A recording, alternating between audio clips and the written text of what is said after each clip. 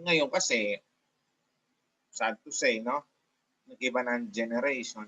May asawa na agad, di pa man yung college, graduate degree, may anak na agad. But in ancient days, yung mga nagtatapos sa college, wala pang asawa, kanya bachelor's degree, baccalaureate degree. Lowest yun. And then, usually now, sa educational qualifications ng halos ng lahat ng mga international systems ng mga bansa, after a bachelor's degree, next you have a masteral degree, masterate, and then the highest is a doctorate degree, and then pang-enrich postdoctorate. Ngayon, kapag natatapos mo yung mga yan, halimbawa, bachelor's degree mo, nakapasado ka sa board exam, yung iyong qualification ina-append sa iyong title. Halimbawa, no? John Medina LPT, Licensed Professional Teacher. Halimbawa, kung ako tapos akong master's ko, no? Yung degree na tapos ko, John Medina, MAED, Master of Arts in Education. Yung mga yang capitalized. Titles kasi sila degrees. M. Cagano, Medical Doctor, MD. Jan Santos, PhD. PhD stands for Doctor of Philosophy. And then yung mga extension ng names niyo, junior, senior, of course, part sila ng name. Mangarap kayong mataas na. Earn for your degree someday. No? Kasi yung iba, sad to say, ang nasa dulo lang ng apelido nila. Do you know what is the common thing na nakatouch lang sa dulo ng apelido nila? It's RIP, no? And then yung kanilang certificate, diploma, nakasulat sa black marble, may gold lettering, may clouds, may flowers, no? May kandila, yung kanilang certificate, no? Tapos sa kanilang degree, RIP. Wag ganon, no? Ayusin ninyo. Okay, next. All right. Family relationships as titles, no? Capitalize them. About Uncle Bert, no? Tito Elsa. Yung mga family relationships as title, capitalize them. Common naman yan. Do not capitalize words that show family relationship when they are possessive. They follow possessive noun or pronoun. Sharon's aunt. Bakit? Ito, dinidescribe lang, no? Nagbibigay lang ng detail dito. Kaninong aunt? Kay Sharon. Hindi naman necessarily title ni Janet, no? So, do not capitalize that kapag may possessive noun. Kasi hindi naman siya ginagamit as title, kung hindi pang description. Yun lang ang clue ninyo. Always capitalize the pronoun I. Ulitin ko to. Always capitalize the pronoun I because you are a person. You are a proper person. That pronoun I stands for you. Buhay ka, specific person. Di ka naman bagay. So please, I always see this error. Pronoun I always capitalize. No, ulitin ko, parati yan. Ang dami-dami ko nakikita I, small letter. Now, let's go with places names, no? Obviously, no? Kindly read the first rule for us. O, Karil, ikaw naman, go. Capitalize the names of the cities, countries, states, countries, and continents. And why? Proper nouns ulit yan Basta specific place, capitalize. Pero halimbawa, park, garden, house, general yung mga yun, do not capitalize. But these are specific places. How do you know that they are specific? You will find them in the globe, in the map. Okay, that is your clue. Number 2. Who else? No, itong points nyo, basta napapagbasa kayo, I called you for recitation. That's already your points. Christian, kindly read. 4 points. Christian Madrid. Capitalize the names of bodies of water and geographical features. Again, specific places itong mga to. No? Mediterranean Sea, Gulf of Mexico, Niagara Falls. Again, capitalize. Bakit yung sea nakakapitalize? Again, parang kamukha lang yan nung kanina. Ito naka-attach sa proper noun. Basta may kasama na siyang proper noun, kahit title man yan kanina, capitalize. Okay, basta may kasama ng proper. Atlantic. Ito, common noun to, pero meron ka siyang kasamang proper noun. Complete name na siya, no? Still capitalized. Gulf of Mexico, etc.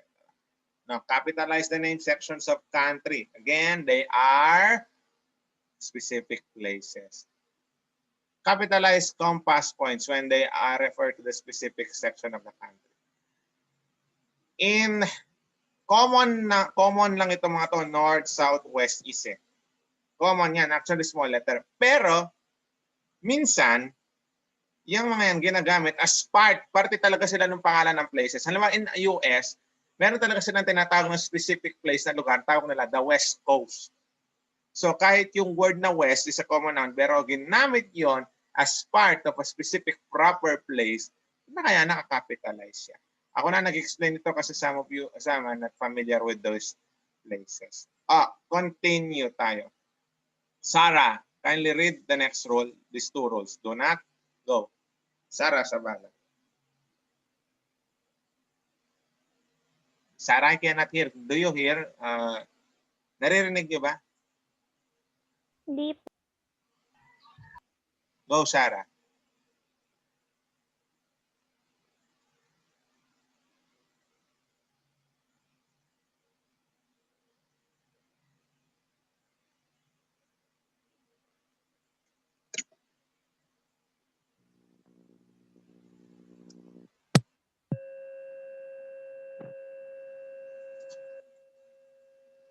Hello? Can you hear me? Can you hear me?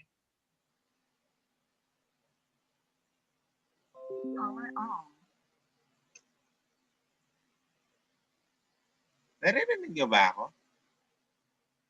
Yes, Sir, meron na po. Yes, sir. Sir. What happened? No. Okay, continue. Do not capitalize compass points. Kanina, bakit ito west, north, nakakapital? Kasi yan, ginamit as part ng name ng specific place. Ito hindi naman, dinidescribe lang. Los Angeles is south of San Francisco. Itong south na to, hindi naman ito part ng name ng Los Angeles.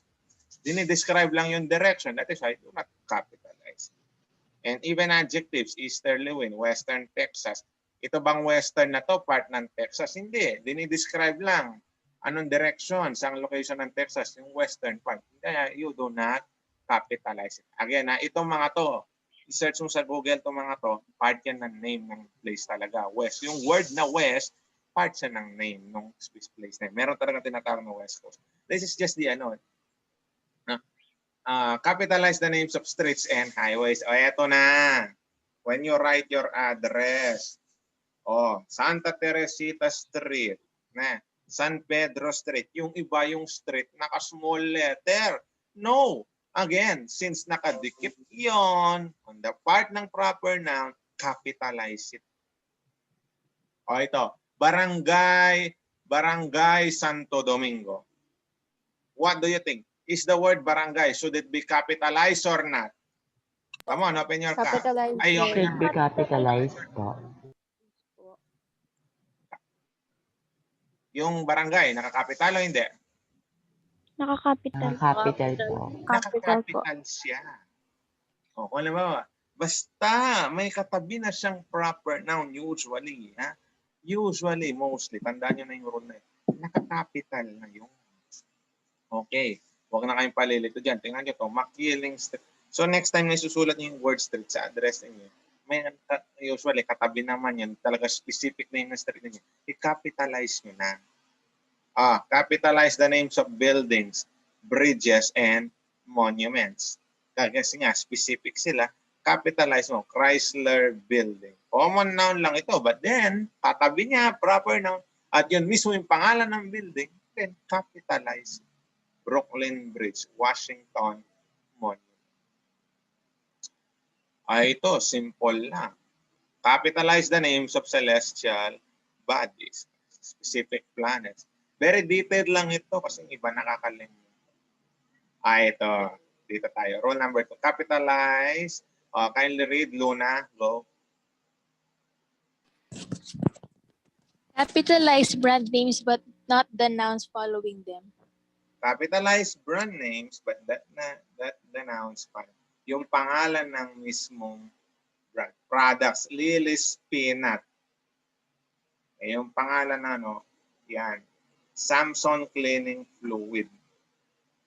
So, yung mismong pangalan ng product, understood. Now, word of caution. This is a little bit tricky. Makinig, tricky to. Ito usually yung general rule. Bakit sabi ng rule, yun lang brand, yung pangalan ng mismong product, pero hindi yung common noun. Lily's Peanut. Ibig sabihin nito, class, let me speak in Filipino, kasi medyo tricky ito. Kapag binili mo yung produkto, alam mo, binili mo yung money, yung talagang pangalan lang ng ano, pangalan lang ng product, pangalan ng company, to be specific, Lily lang. Okay? Usually, hindi nakadikit tong title na to. But, exemption to this rule. Kapag tiningnan mo yung product at nakita mo, kahit saan document, kahit saan advertisement, kahit sa kanilang website, part na name ng product, ng name ng company, itong common noun, you capitalize it. Dito, halimbawa, binili mo yung cleaning fluid, yung nakabote, ang nakasulat lang Samson. Kanya nga, hindi naman kasama itong word na cleaning fluid, hindi mo kakapitalize. Pero kung ang exact name ng product ay talagang Samson's Cleaning Fluid, open and close quotation mark, yun ang nakasulat, usually nakakapitalize yan. Maliwanag ba yun? Is that clear? Yes, sir. Nyo, Yes, to be po. safe, kaya hindi alam kung paano sinulat nung mismong gumawa ng product. Important historical events. Okay. Rain, kindly read. Rule number 3, capitalize the names of important historical events, period of time, and document. Usually this is in history. Specific time, capitalize them. Battle of Yorktown, Bronze Age, Bill of Rights. Yung mga yan. Kasi parang titles din itong mga to, capitalize. Capitalize them. No. Rule number 4. Sophia, kindly read. Capitalize names of days of the week, months of the year, and holidays. Do not capitalize names of the seasons. Okay. Days. No, months. Capitalize. Basta Sunday, Monday, Thursday.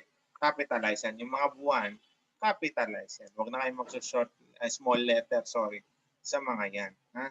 Pati yung mga holiday. Rizal Day. Holidays. Capitalize yung mga yun. Pero yung lang common season, winter, dry, hindi naman. Do not capitalize. Yan ang general rule. Memorize nito. Number 5, Andre, Justin, kindly read. Capitalize the first word, last word, and the last word, and all important words in the title of a book, play, short story, poem, essay, article, film, television, series, song, magazine, newspaper, and chapter of a book. Yan. Ay, ito. This requires, thank you, Justin. This requires a little bit elaboration. Titles, nalilito. Sir, itong word na to sa title, kailangan ba capitalize o hindi? Ang rule, all important words. Now, ang debate dito, ano yung important words? Ano yung important words? Usually, listen, these are the content words. Usually yung mga nouns, verbs, no? Pronouns. I repeat, nouns, verbs, pronouns. Yung mga function words like prepositions, hindi kinakapitalize. Look at this. A wrinkle in time. Is this a content word or a function word? No. If you will try to search na function word yan, article yan, hindi naman yan noun, hindi naman yan pronoun, hindi naman yan verb. Pero bakit nakakapitalize? Kasi start of the title. Ulitin ko, example to. Start of the title. Parang itong the. Wrinkle is an adjective, content word, and important. In preposition yan, function word. So small letter lang. Time is a noun, capitalized. The raven, the function word yan, No? Function word yan. But then again, since nasa start siya ng title, start ng sentence, kung sentence man yan, kaya nakakapital. Raven is a noun. Washington Post. Parehong nakakapital. Parehong nakakapital kasi itong mga to ay nouns. Parehong nouns. Now, this is your clue. How will you know if the word is a content word or a function word? Ang ibang tawag sa content words ay open class. Open class. Ibig sabihin, maraming types. Ano ba? Nouns. Ang dami-daming nouns. Ang dami-daming types of verbs. No, you can always think of changing them. Pero yung mga function words, close words, bilang lang sila. Halimbawa, articles sa English language, the, an. Tatlo lang yan. Tatlo lang yan. Prepositions, in, on, at. Bilang lang ang mga yan. No? Hindi ka pwede mag-invento na sariling word mo na preposition. Yun ang pinagkaiba. This is a little bit technical. Again, content words, no? Yung mga hindi bilang, marami silang types, pwede mong palit-palitan. You can even invent your own. No? Capitalize them sa title. Yung mga function words, prepositions usually, no? Do not capitalize them. Is that clear? Oy, is that clear? Yes, sir. Yes, sir. A little bit technical and even professionals kasi nagkakamali dito kaya I'm stressing this. Rule number 6, no? Ay, sorry. Sino pang hindi ko natawag? Joshua David, kindly read rule number 6. Joshua. Capitalize the names of ethnic groups, nationalities, and language. Because these are proper nouns. No? These are proper nouns. No? Capitalize them. Asian, German, Spanish. Why? They represent, kahit hindi sila nagre-represent na specific ng tao, hindi sila pangalan ng tao, they represent group of people. Isang nasyon. The Asians, lahi, race, German, Spanish. Kaya capitalize din ng mga yan. Number 7, did I already call everyone? Yun lang ang points niyo ngayon. Basta natawag ko kayo, you have already points. Meron pa ba akong hindi natawag? Come on. I think I was already able to call everyone. Capitalize proper adjectives, no, that are formed in the names of ethnic groups. Kamukha lang kanina. Same words. Kaya lang minsan ginagamit as adjectives. So still capitalizing. Asian languages. What type of languages? Asian. Italian food. Anong klaseng food? Italian. Pero kahit na adjective pang function yan, still capitalizing. Same na. Now, these are exercises. I will not ask you to answer them. Recitation lang ito. And just use the raise hand function. For those who will not be able to answer correctly, I'll give 5 bonus points. Bonus, ha? Bonus. Okay. Madali lang ito. Very easy. Kaya lang, explain why. Explain why. For you to get the perfect score na 5. Ha? Explain why. Use that. Alright, item 1. By the way, choose the correctly capitalized sentence. O, item 1. Which is the correct sentence? And then after that, explain to us. O, Andre, sige, you was able to use your raise your hand. Go. A po. A. I explain. Kasi po, nakalagay po sa roll number. Po. Explain mo bakit tama mali ang B. Why? You are correct. Nakalagay po sa roll. Nakalagay po sa roll number 1. Lagi pong naka-capital letter yung unang sentence. As simple as that. Perfect 5. Very good. Ayun o. Bakit? Anong root? Capitalize always the first word of the sentence. Meron ka ba ba dapat i-capitalize yan? Wala. Tingnan mo yung mga check mo. Tingnan mo yung mga nouns. Ito ba? Verb ito. Something. A pronoun ito. Wrong. Ne? Noun niya ay noun yan pero hindi naman proper noun with preposition. This pronoun yan. Hindi rin naman nagre-refer sa specific person. Cheese, bagay yan, noun yan. Oh, so wala ka nang dapat i-capitalize. Kung ganun ka mag-check, I just demonstrated sa inyo paano ka mag-check strictly. Isa-isahin mo. Tingnan mo yung mga nouns usual. Kaya nga very useful if you know your parts of speech. Alright, 5 points. How about item number 2? Would like to, come on, use the raise hand function. Paunahan na lang. Ay, ang bilis. Madali lang, no? I was, nalito. Oh, let's have first, Karil. I think nakita ko na una. Oh. Dun sa sentence B po, naka-small letter po yung California, which is yung lugar po and it's a proper noun po. Why? What should be the rule, Karil? The rule should be proper nouns and direct places should be capitalized po. Ayon. Ay, okay na yan. Proper, kahit pronoun yan. Always capitalized, start of sentence. Visited, hindi naman talaga dapat. Verb yan. Ito, California, proper noun ito. Name of a specific place. Pero naka-small letter. This is wrong. And then on my vacation, on, preposition, hindi rin dapat. Function word yan.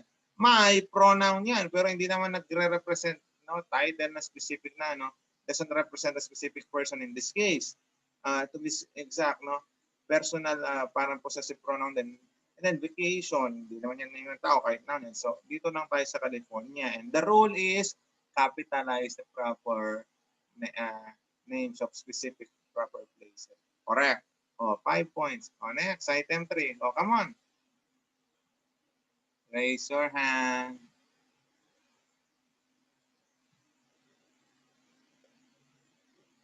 Wala. Use the raise hand function. What do you think? Oh, Jason Ross, go. For item 3, sir, the correct answer is my friend lives in South Carolina in letter B, sir. The correct answer, what's the correct sentence? It's letter B po, sir. B, correct. Or explain.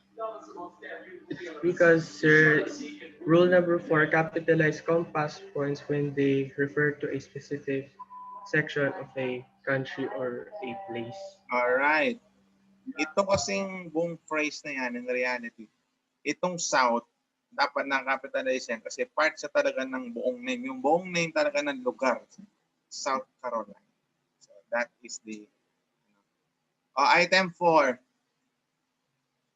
What do you think is the correct answer? Item 4. Rain. Yung letter A po, yung do you prefer, yung dun po kasi po sir, product po siya and name pa rin po siya ng sir. So, letter A po siya. Tama. No, Kasi yung po mga po sa letter You are correct. Good. O baro nyo naman pala. Last na tayo.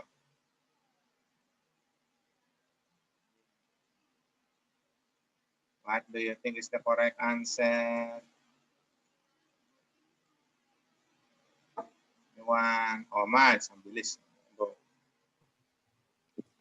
Letter A po, sir. Why? Because yung pong name ng family member is capitalized and then ganun din po doon sa letter I, which is para nag-represent ng sarili mo, which is dapat nakaka-capitalize din. Alright. Correct. So, seems that you have mastered it already. So, by the way, let me put and slideshow muna. Questions? Do you have questions on the lesson? We're already through with the lesson. May tanong ba? Open yours, come on. Do you have questions about the lesson before I proceed? Sir.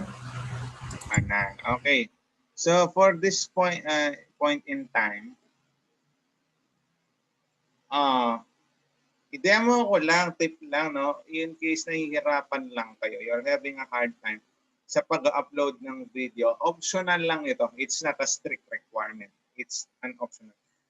Kasi alam ba, we understand yung iba, mabagal yung internet nila.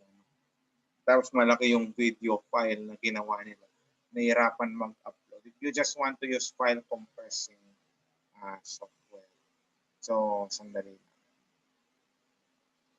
So, i-demo ko lang. Gamit. Let's just wait. First, you need to download yung app na WinRAR or WinZip. I think libre lang naman. What's happening? I think that is for free. You can download it sa net. Walang bayad yan. Yung trial naman magagamit. What do you see on my screen? Can you see my screen? Yes, sir. Yes, sir. Sandali lang. Saan may video ako dito? Let me go to my downloads. This is the laptop na madami files. Downloaded courses.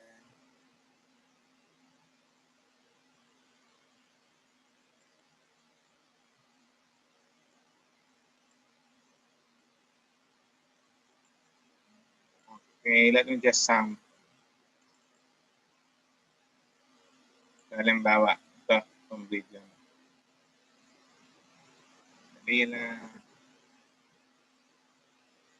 Let us say this video, if you can try to see it, malaki siya, 95.7 MB. In reality, if the speed of your internet is not that good, medyo mabagal yan. Lalo na kung marami ka pang animation o sound effect. Ito na naman tayo, 10 minutes na. Bilisan ko. Ang gagawin mo, let's say na-install mo na yung software. No, i-right click mo yan. Wait. No, extension na. Because this laptop is full of files, no? Kaya mabagal. Plus mabagal din ang memory nito. 400 gigabyte lang. Yung processor nito okay, pero mabagal. Ayan, right click. And then lilitaw ito kung WinRAR, add to archive. No? Usually, add to archive, ngayon, kung gusto mo na yung file name nun, add to archive 1, data analysis, etc. Now, let's say I click that. Sorry.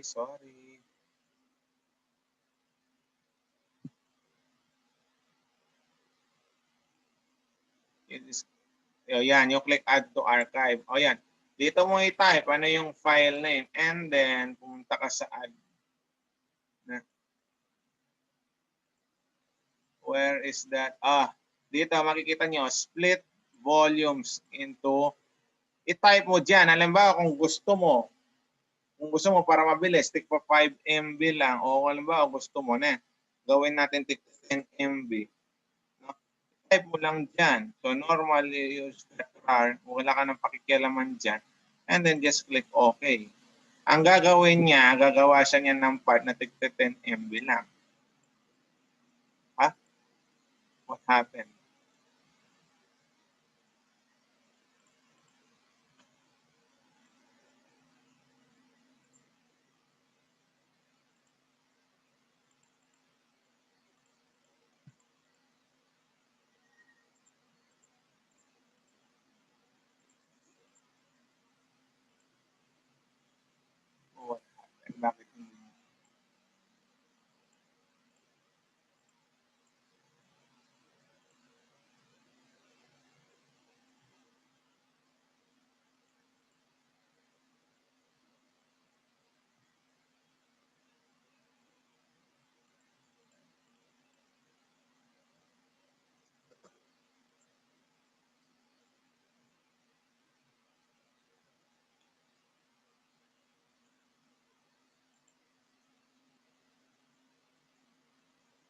Yan, dapat gagawa niyan siya ng file na ganyan. Yung mga ganito ngayon, yun yung pwede niyong i-upload. Na, ganon yung ano niya. So, napoprocess lang siya. Now, i-upload ko na lang, niya na lang. Yun lang naman yung pero nasa sa inyo if you want to try that. Sino ba yung nahihirapan? Yung mga nahihirapan sa pag-upload, just message me na lang. What else? May questions pa ba kayo? You have still questions? None, sir. By the way, kailan ko ba dineadline yung inyong video? Kahapon. Kahapon. Hapon po. Hapon po. Nakakaya naman sa inyo. Kaya pala napipressure yung iba. Hanggang kailan nyo ano? Hanggang kailan nyo kaya? Na? Kaya nyo ba hanggang ano? November 20? Na? Yes, sir. Nakakaya naman. November 20. Kasi nag-extend naman kasi yung DepEd eh. Ayoko rin kayong ma-pressure. No? Kaya na ba hanggang November 20? Oy! Yes, sir. Kaya na po. Oh, pero alam ko naman yung mga hanggang nag-submit. Kaya na. Oh, sige. November 20. Basta mag-submit kayo. Yun lang naman. And then be sure that you look so good on your videos. Yun lang, no? You submit also your other requirements. Your recitation kanina, pagbabasa ninyo is already serve as your bonus points. Again, I will not give any Google form quiz on this time. Alright, before we end, sige na, picture muna tayo. Sayang ang background ko, no? Paskong-pasko na ako. Oh. Come on. Come on. Open your cam. Joshua David, open your cam. Luna. Sayang. Christian, open your cam. Yung mga wala sa babaksak. Lagyan na, 5 minutes na lang ito. Hurry up! Sira po yung camera. Ano ba naman yan? Babagsak na kita. Joke! Sayang. O, Joshua, David.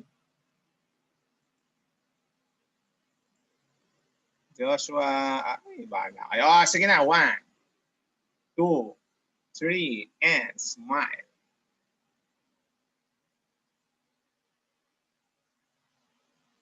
Oh, second pose. 1, 2, 3, and smile.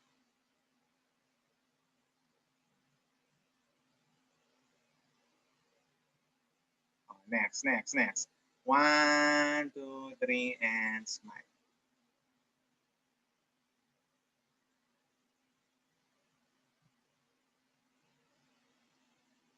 Yan, okay. Enjoy na, basta may tanong lang, no? So, I will look forward on your videos. Ayusin nyo na lang, in-extend ko na yung deadline. Chill lang. Okay, magpapastress. Okay, magpapastress. Alright, na. Wala nang questions, okay? If you're already okay, I enjoyed the meeting with you, no? So, goodbye. God bless. Bye-bye. Bye, sir. Thank you for Good day po. Bye, sir. Bye po. Good Good day po. Day po.